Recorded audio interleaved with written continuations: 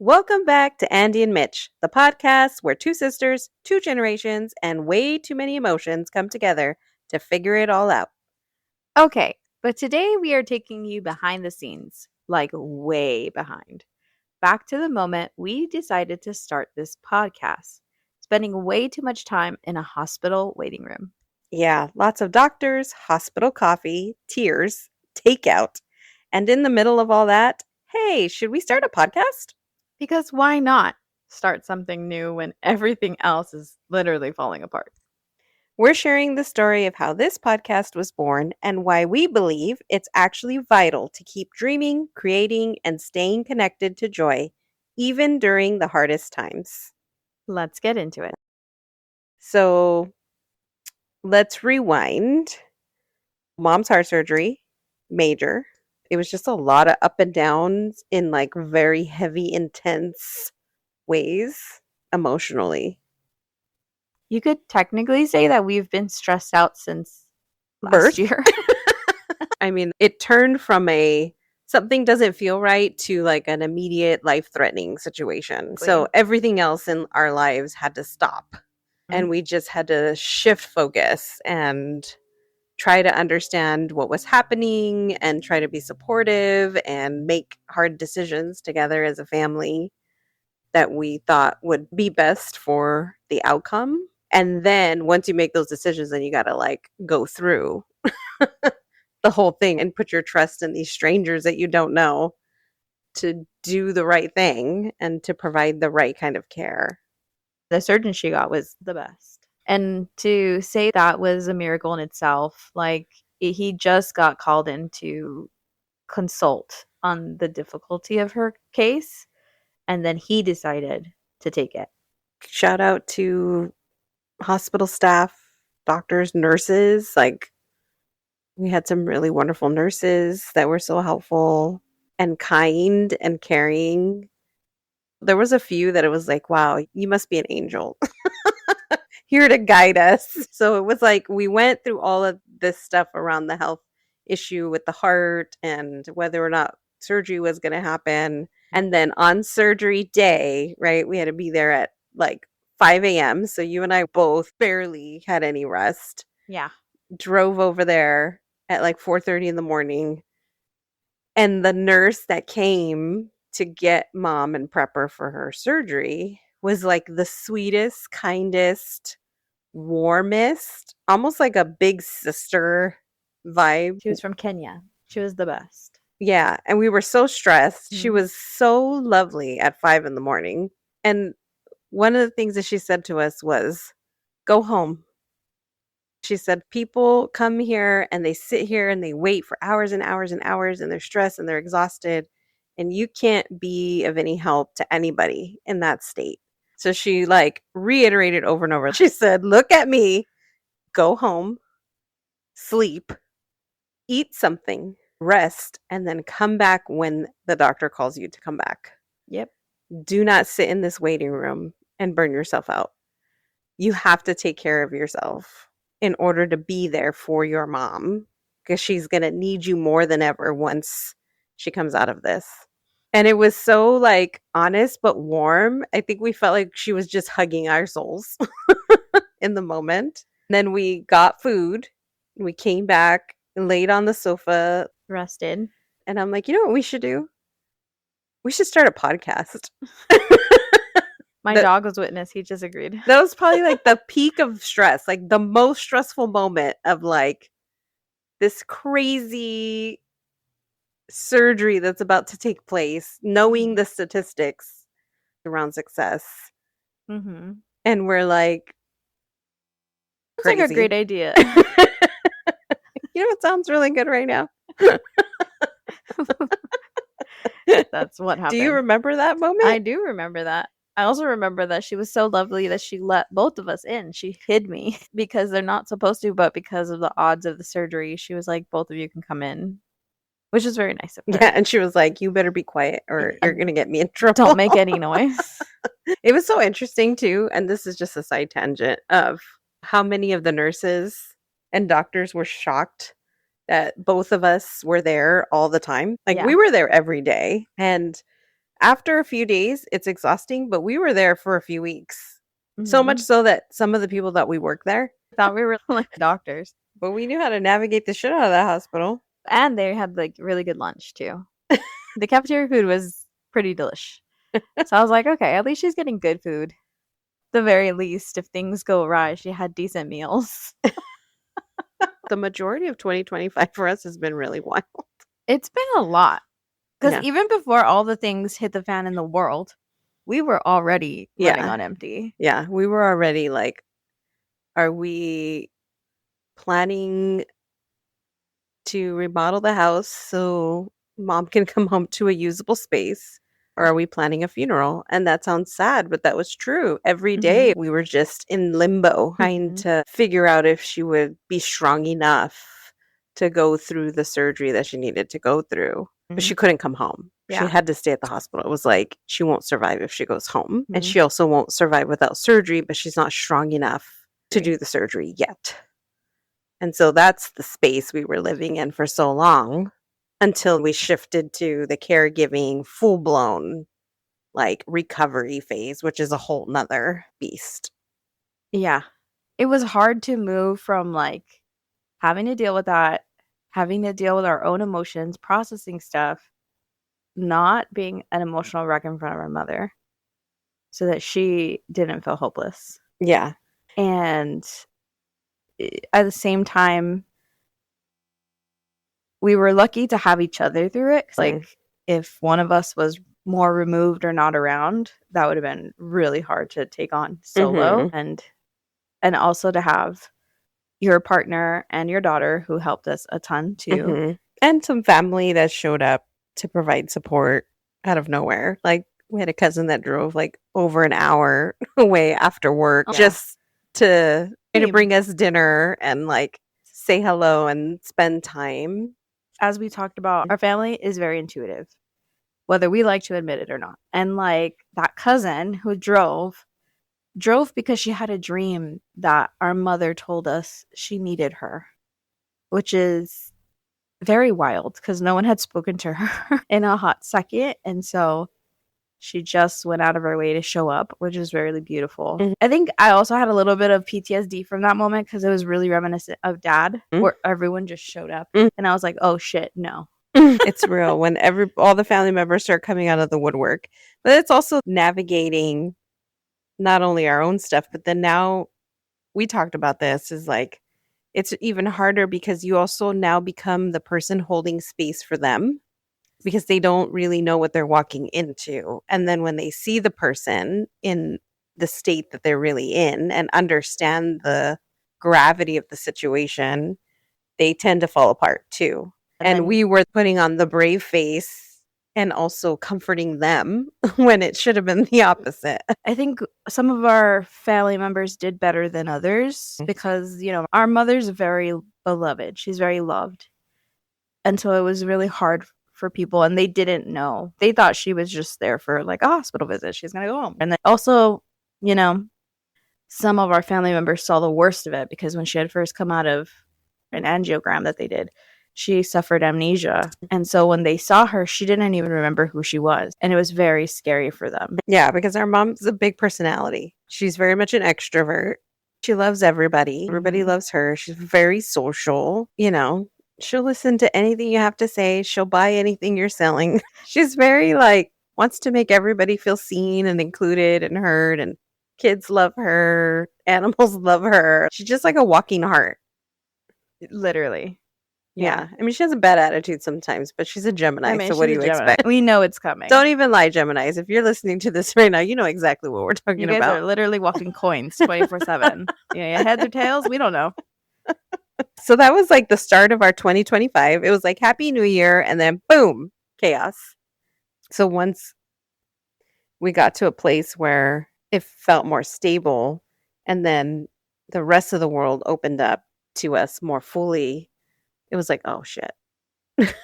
Oh, did you hear about the big beautiful bill? So democracy is falling apart, on and on and on. It's been a wild ride. So looking back, do you think we were a little emotionally unhinged? I mean, we screamed in the parking lot. It's just like you find yourself kind of numb. Like you start numbing out because it's just too much. And so I told Mitch, we got in the car, and I'm like, okay, here's what we're going to do. We're going to scream. I'm going to count to 3, and we're just going to scream to the top of our lungs. There's nobody else in this parking lot. I mean, if there was, it was like 5 in the morning, right? Yeah. Somebody else was there. They probably thought we were batshit crazy. No, there was a guy. He was a little bit far, and he was walking, and he did see us, but he was just like nodding, like, "Yeah, I get it." He's like, same. And we just screamed in the car, and then we laughed. And then we were like, let's go get breakfast. I think we laughed a lot too. I think that was really helpful, but definitely a little bit emotionally unhinged, like in a very goofy, you don't know what you're going to get from us kind of way. And also like innately wise, because we're both like doing creative things. We're both creative people. So it was almost like our brain was like, hey, this is an outlet and I need you to see it and pay attention to it because it will help you. Yeah, a lot of times we don't realize that like when we need creativity, we need to have that outlet or to engage in a creative act, especially when we're under a lot of stress. It's our brain's way of saying, I need you to help me out. Like I'm overloaded and you need to help me out now. It can feel ridiculous to think about taking on something like this or even thinking about being creative in any way when everything feels like it's falling apart around you, but it really isn't. We have the added bonus of having such a traumatic life. I call it a bonus, and here's why. I think it gives you a lot of knowledge and experience to deal with life differently, and that does kind of fuel creativity. There's a creative element in that where you kind of have to come up with ways to survive. This sounds really dark, but I'm just saying, like, it gives you this grit and this resilience that you don't find in a lot of people. I mean, studies have found that resilience and grit are often built out of surviving hardships. And so, because we've had that, it's kind of fine tuned us to be able to laugh in those moments, to not just get stuck in that frozen state. Who do you think laughed more during our first recordings? You? I don't know. I feel like we both laugh a lot. I think you laugh more. I cackle. When I laugh, I sound like I'm a whole different woman. Or a bird. Do you think you were tech support or vibe coordinator? I feel like you were both for a while. It depended on how much sleep each of us got. Fair. I think that's still the case. It's a balance between there's certain tech things you do, there's certain tech things I do, and then the vibes. Like we're trying to keep each other aligned. Oh, you mean in the podcast or in life? Because I was talking about in the hospital. In the podcast. Oh, you're more vibe coordinator. I'm more tech support, I think. In the hospital. I thought we were talking about in the hospital. I was like, if our podcast had a launch theme song, what would it be? I Will Survive. It could also be like a Looney Tunes. Where it's just gibberish, but it makes sense. I actually like that the best. That's what it felt like. A montage of failed intros and someone yelling, wait, are we recording? We did have a few instances where we thought we were recording and then we weren't. Oh my God. And those were the best takes. We're like, man, we nailed it. And then it's like not recorded. We're like, no. No. All right. I want to go back to what you were saying a minute ago. Let's talk about the myth of survival mode. Okay. This idea that in hard times, you're only supposed to be serious, focus, hustle, no joy allowed because everything's serious and you got to be making important decisions. Like creativity is only for when things are calm and stable. I mean, let's be real. That's never the case. Doing something creative like creating this podcast for us, like it didn't pull us away from reality. It became like a tool that grounded us in it and helped us like reconnect to ourselves. Yeah, I mean, how many people can say they recorded their first episode while healing a broken heart? Literally. Doing sound checks between crisis modes and medical updates. Let's expand on that. When have you felt like you had to get serious and put joy on hold? that's the general default sentiment all the time. I feel like when anything is difficult, hard, involves fear, grief, especially, like, if you're grieving, you're not allowed to feel joy, and I think that's a myth. Once you experience your first loss of a family member or a friend, you understand that tears are part of unexpressed love and joy is part of unexpressed love. And it's a combo situation when you're experiencing grief. Yeah. You can experience both because I think we're programmed to feel ashamed or embarrassed if we're not down in the dumps with everyone 100% of the time. And so to feel joy while you're experiencing hardship or a scary time or grief, you can be made to feel like that's a betrayal, but it's not because the grief doesn't go away. It's still there. You're just giving yourself an opportunity to experience another emotion and potentially an outlet of some sort for all the stuff that you're holding on to and not giving voice to and not talking about. I would argue too, when you're able to laugh and when you're able to find some of the joy and even some of the beauty in some of those hard moments, it's almost like a catalyst, like something that helps the grief move through you. And grief is not like this stagnant thing. It doesn't stay forever the way that people portray it, but it also doesn't really leave you. It kind of just comes in waves.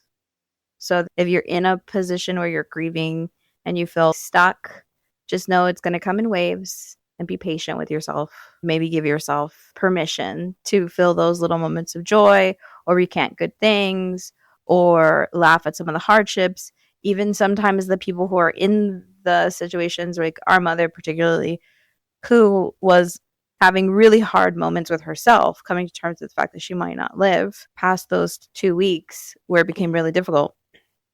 Even she was cracking jokes, and some of it was from fear and some of it was from like, you can't just stop living just because you might be dying, because we all are dying, right? Yeah. But that's why it's so important to be able to allow yourself to feel the plethora of emotions. And sometimes it feels, if we laugh or we dream or we're being creative, that it can be irresponsible during hard times. But grief and laughter are not opposites, they're companions on the emotional roller coaster of being alive. And they both create a sense of vulnerability, which is really interesting when you really think about it. Because when you laugh, you're putting your guard down. Like when you're sharing humor with people, you're putting your guard down and you're showing your humanness to each other. And like grief cracks us open and laughter kind of helps us stitch ourselves back together. These little giggles are healing moments for us in the process. And it's not just with grief, fear, stress, uncertainty, all of those things. Both can coexist at the same time. How has this podcast challenged or shifted the mindset for you? Doing this was a reminder. It was like a very powerful reminder. Things don't have to be siloed, they can coexist. And there's a purpose for doing both at the same time, for taking on like a creative project that, which kudos to us, we've both been very committed to following through on. By taking that on during a time when we're giving 90% of ourselves to caregiving and other things, it was such a necessary outlet that we probably didn't even realize that we needed as much as we did. And then we started to have so much fun doing it. And it just became something that we looked forward to. Something that's like kind of a superpower of both of us is that we have always had this ability to find the light in the dark. I love really like edgy, dark comedians. There's something so cathartic about the fact that we live in this space where you can find the contradiction. The humor lives within the contradiction of statements, but if you listen to the entirety of the joke, the contradiction exists within it. And so I think that is something that's really been like a superpower of us, is like we find the contradictory moments within the seriousness of what is occurring on a subconscious level, that we're able to giggle and laugh and make silly jokes to kind of just like take the edge off.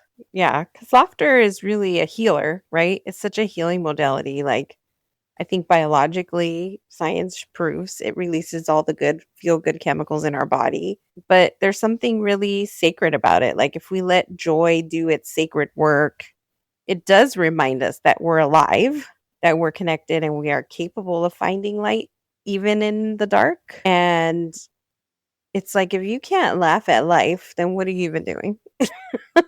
The people that carry themselves through life without joy and laughter, I can't even imagine what that is like.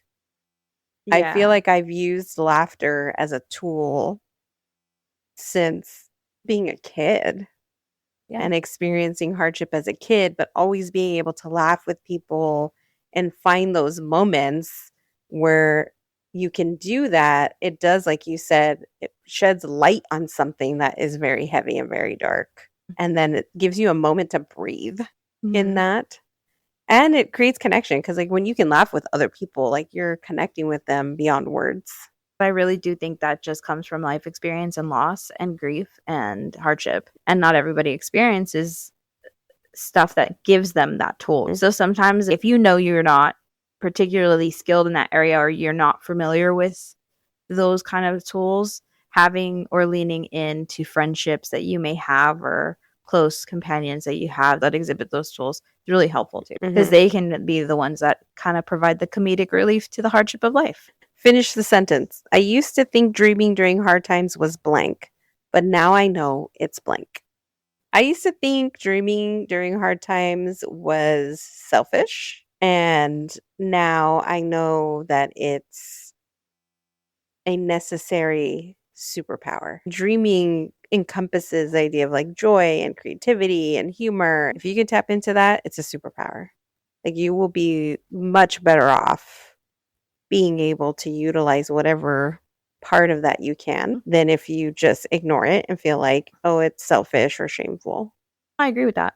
So essentially, kind of what we're saying is creativity, it really is a lifeline. It reminds us that being creative and that the importance of continuing to do something isn't fluff, right? It's medicine. And all of that keeps us grounded and reminds us who we are. And sometimes you tap into parts of yourself that are more creative than you ever thought you could be. You're learning a new skill. Like we learned how to do all this stuff from scratch, really. We had no clue what we were doing. We messed up intros, deleted full episodes by accident. Yeah, glitched out, deleted. It still hurts. I think one of the times I got so mad. Yeah, you did. And Mitch was like, it's okay. Let's just re record it. We'll do it right now. And I was like, no, I packed up my stuff and I left. I was so mad. I was like, I can't believe we put all this effort into this. And then it just like didn't pan out. Yeah. But I had to let it go. And also, that's part of the hardship that I was saying. Creativity is great and it's fun and it's worth it, but it is not easy because there's moments like that that happen and you have to be able to just keep rolling with the punches and showing up anyway and giving yourself permission to be joyful and to reconnect with our own voices in this case because we're both doing this as a duo. Yeah. One of the biggest takeaways is reconnecting to your voice because I do think that when you're in crisis mode or you're caregiving or you're facing a time of hardship, we tend to shift into people pleasing mode. And in that, we automatically become a little disconnected from our own voice. And then we become taken over by whatever event is unfolding in front of us. And when you're putting everything on hold, even more so, doing something like this, specifically the podcast, and I think this is true for both of us, it helped us to stay connected, like to come back to our voice and even more so, like find our voice in the chaos. Yeah, sure. Even if where you are is in a hospital waiting room, whispering ideas between doctor updates. If you've got a dream, don't wait for things to be perfect. I think create from where you are. That's another lesson learned. If we weren't in this space of hardship and we had the conversation of, hey, we should do a podcast, do you think we would actually have done it? You had the idea of doing a podcast. Yeah. I think that's the first time I heard it was from you. And then When you came to the thing, like, we should do a podcast, I was like, okay. And then I just dove in. Yeah, I don't think it would have come together in the way that it did if we were waiting for the perfect time. It's almost like the timing presented itself. Everything stopped just enough for us to say, well, we should do something with this energy. And so it's like you had an outlet, you knew what you were going to do. And then you're like, you basically invited me to be part of this version. The different levels of healing through a creative project, and specifically for us doing a podcast, because if we think about being women podcasters, being Latina podcasters, coming from the families that we came from where people didn't talk openly a lot about, still don't talk openly about very much of anything besides chisme. So giving voice, like by using our voices in this way, it's also doing some generational healing. It even like has encouraged our mom to talk more about some things with us. Yeah, it is generational healing, and it does give our mother more courage to talk about things maybe she never thought she could. Another thing I want to say too is like, it's making me recognize how many women probably throughout our lineage who were never asked these questions, right? Like no one ever was curious to ask them. Or even felt like they had the freedom to speak openly about a lot of these things. Whatever the case is, it's very healing to have intentionally put ourselves in this position. I'm very grateful for it. I love what we're doing with the podcast, and more importantly, I love the effects that it's having on us. And it's validating a lot of experiences because as women, and I can say this confidently, we're like the secret keepers of everyone's junk. I also mean this by like lived experiences. Like if things go wrong, people expect you never to speak about it. It's shunned to speak about it. And this is from all walks of life, right? Even in professional settings, relationships, friendships, like we are secret keepers. And that's just part of the gig, unfortunately. I think this is like a really beautiful way to kind of break out of those molds and challenge a lot of those structures. Let's also talk about how creativity is far more than just feeling artsy. It's a scientifically recognized coping strategy. It can intensify and channel emotional processing, as Andi mentioned. It fosters resilience and psychological growth, especially post-traumatic growth. It boosts emotional well-being in students and during crises. And it's predictable and measurable across cultures and various settings. It is science backed, proven. It's in the research.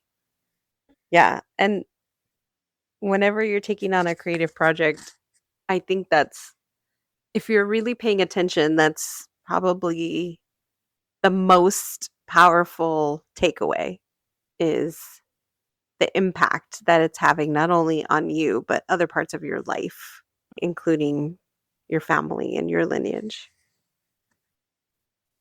Let's get into a little bit of reflection about the podcast, because I think that's specifically what the big creative outlet was for us going through crisis. How effortless the active conversation is with you about topics that I never speak about. Sexy stuff. Yeah.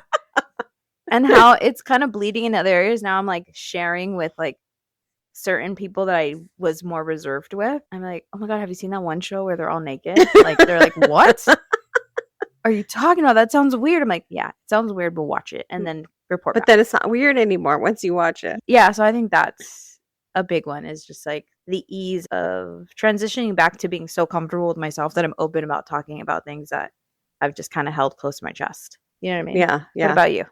Two things. One is the level of compatibility between us as sisters, like seeing how we're so different from each other, but it like complements each other in a really weird way. And so it's this balance. It feels like we're like the seesaw, we're on each side, right? Two are like the aha moments where sometimes I think I'm going to talk about one thing, but I'll say something else. And then later I'm like, why did I say that? And then how much you learn about yourself and your level of comfortability and stories that you tell about your life. Is there an episode or moment that's felt most true to you? Or an episode that we've done so far that's like your favorite? The sister one. That was my favorite because like the vibe is just there. We're like laughing, having a good time. It's very effortless. in editing because like it was just really funny. I think the ones where we laugh the most are my favorite. Yeah, agreed. It's interesting when you're doing podcasting because you kind of have to find your flow. And I know that some people are very heavily scripted because I like to do research. I did a lot of research on like podcasting and setting up episodes. And some people are very heavily scripted. Some people are not scripted at all. They're just winging it. And I feel like we found like a middle ground where we want to have a sense of what we want to talk about, but then it feels effortless and it does feel natural. And sometimes we don't even follow what's in front of us. We're just like, okay, we're going to go rogue and talk about whatever. But I do think the times when we're getting in the groove and we're just flowing with conversation and the energy's right, we've had just the right amount of caffeine, just the right amount of food, all of the above. How do you think we stay creatively inspired? Because we do get tired. We are busy in life. We have a lot of other things going on. Yeah, I don't know. I'm really trying to figure that one out. If you think you're going to go into being like this creative person and it's going to be like really easy, it's like, no, it takes work in the form of dedicating time to it and making sure that you show up and do what you say you're going to do, which is sometimes harder for people than it is for others. So what I feel emotionally in terms of like joy and happiness that I get out of being creative is worth it. So much so that I will be creative in uncomfortable spaces or tense spaces despite, and I can say this for many creatives, but for myself with this one, what makes this even more exciting is that this is such an easygoing situation. And so I think because it's light, giggly, fun, the work is worth it. What about you? I think it's because it's fun. I really enjoy doing it. I think it's using our brain cells in new ways. It's making us think and learn new skills that, hey, we can now produce podcasts all over the world if we wanted to because we know how to do it. Just saying. Hire us as duo. Yeah, like I think it's feeding our brains, it's feeding our souls, it's feeding our spirit.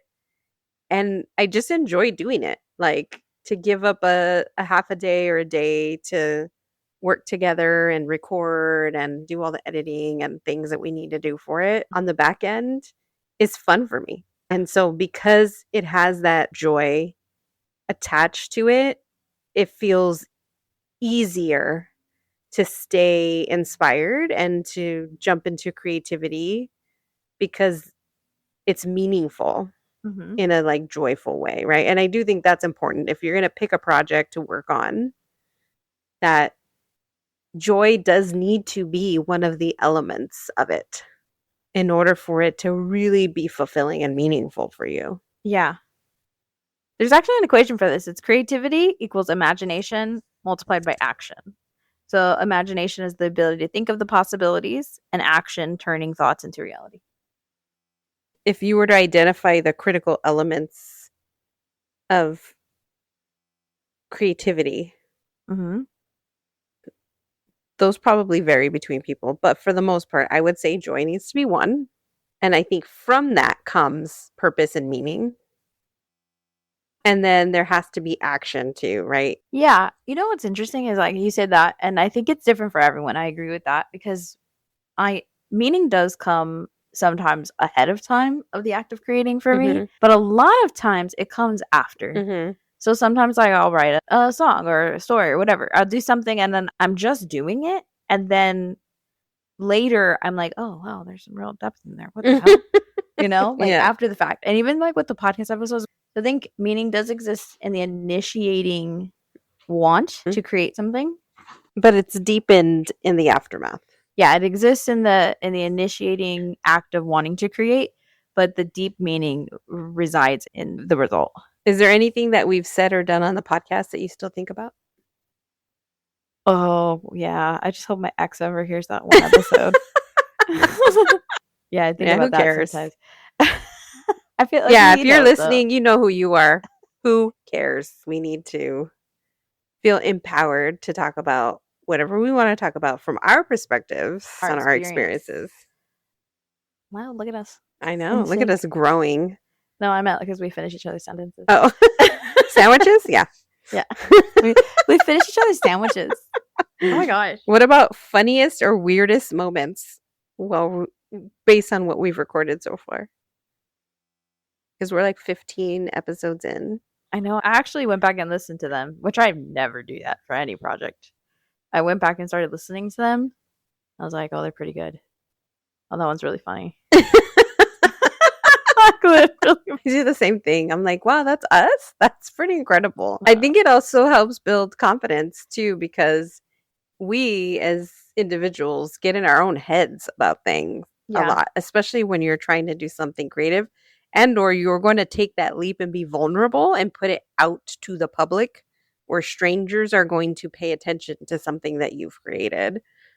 And you can create some weird story, but then you hear it back and you're like, oh, that's way better than I ever thought it was or was going to be. I think podcasting also teaches you to just let go, because you have to free flow. And again, you may in your head think, I'm going to say this, I'm going to say it this way, it's going to sound so amazing. And then you do it and you're like, blah, blah, blah, or something else comes out and you're like, that's not what I wanted to say, but it just fit better anyways. And so there's a flow that you have to just release and let go and trust yourself. And the more you do it, the more you trust. Now we just jump on. We're like, what do we say? What are we talking about? I don't even read the questions ahead of time. Because we've built a different level of trust in ourselves and each other in the process to just go wherever the conversation takes us, even if it's not where we initially thought it was going to be. I like that more than anything. I like things that feel authentic, and I think that you do too. And that's kind of why we're like, no BS, no filler. Yeah. I'm also in a headspace where I'm done performing.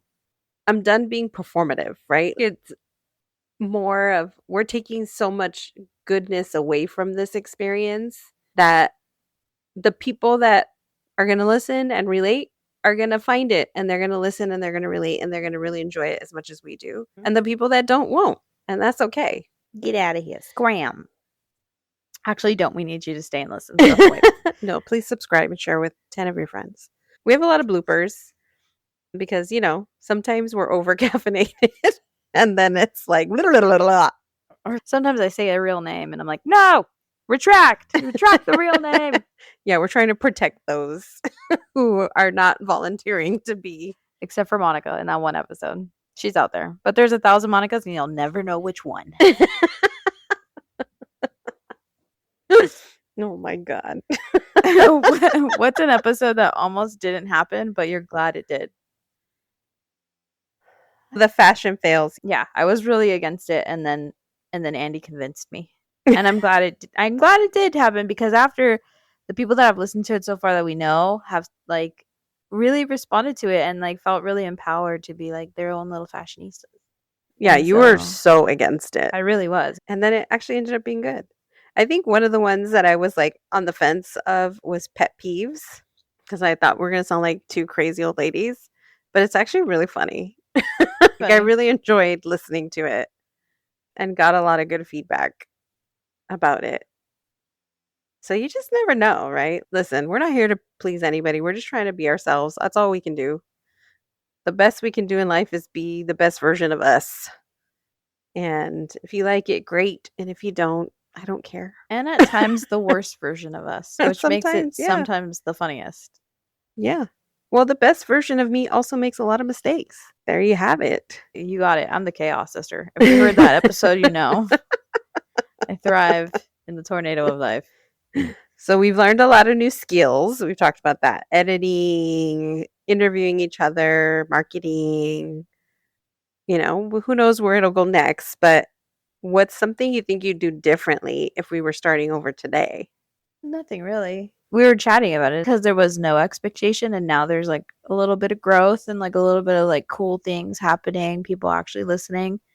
It's just nice. And I still don't have like these incredibly rigid standards, and I think that's why it's so free right now. I want to keep that mentality about it for as long as possible. Mm-hmm. But it's also exciting to hear that people are actually finding it and that people are listening and relating, and it makes me feel like we're doing something good in a world right now that's pretty chaotic.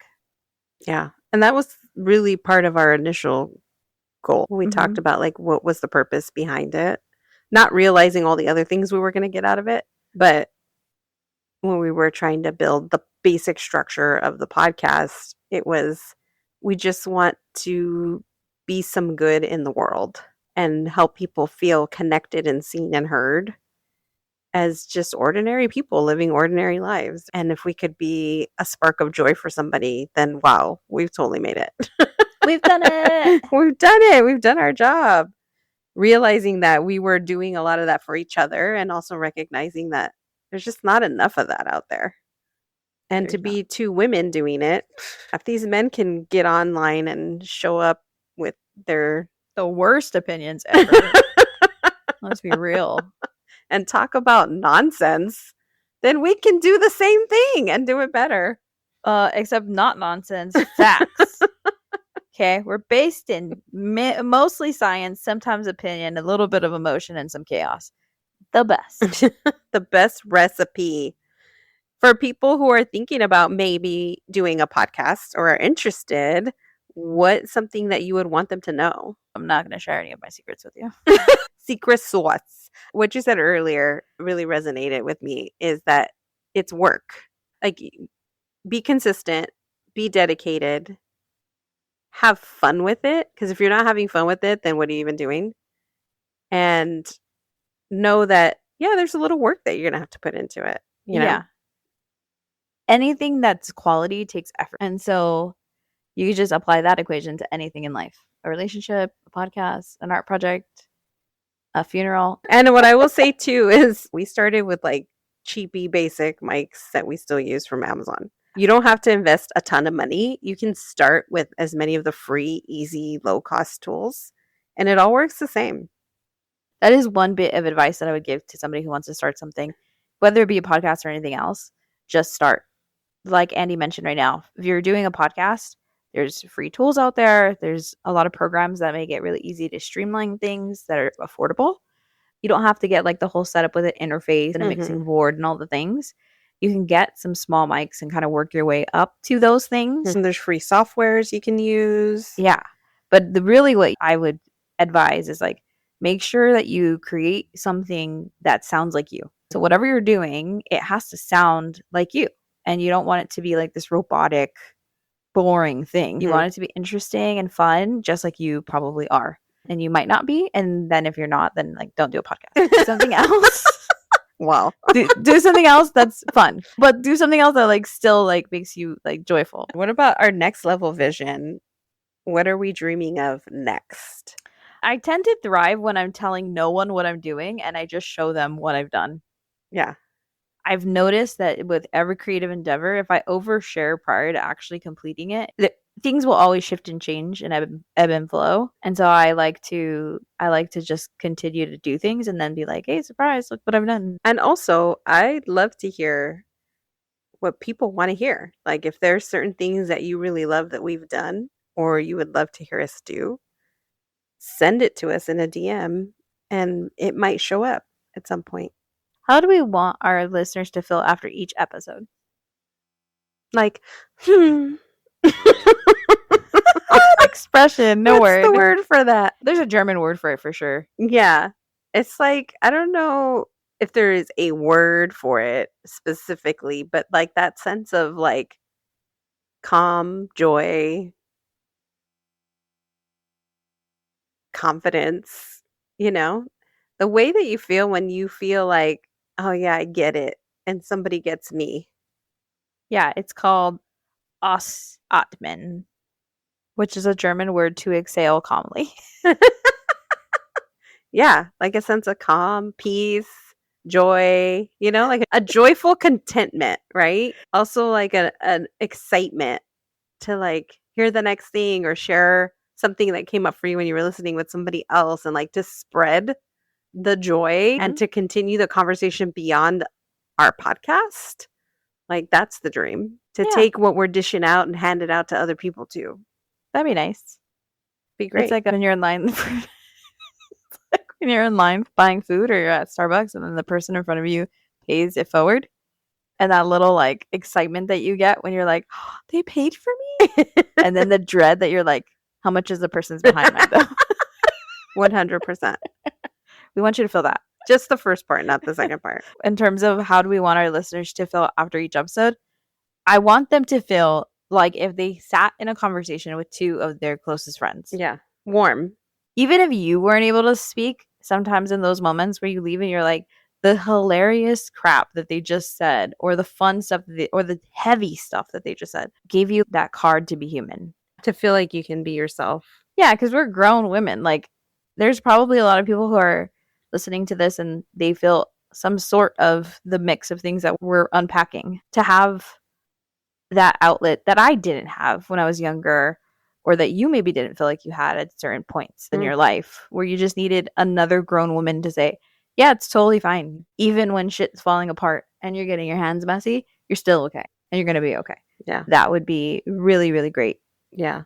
Then I would know we succeeded. Yeah. What is it called? Fail forward. Do things imperfectly. Take chances. Embrace yourself. I had a moment where I was like, are you just saying adjective?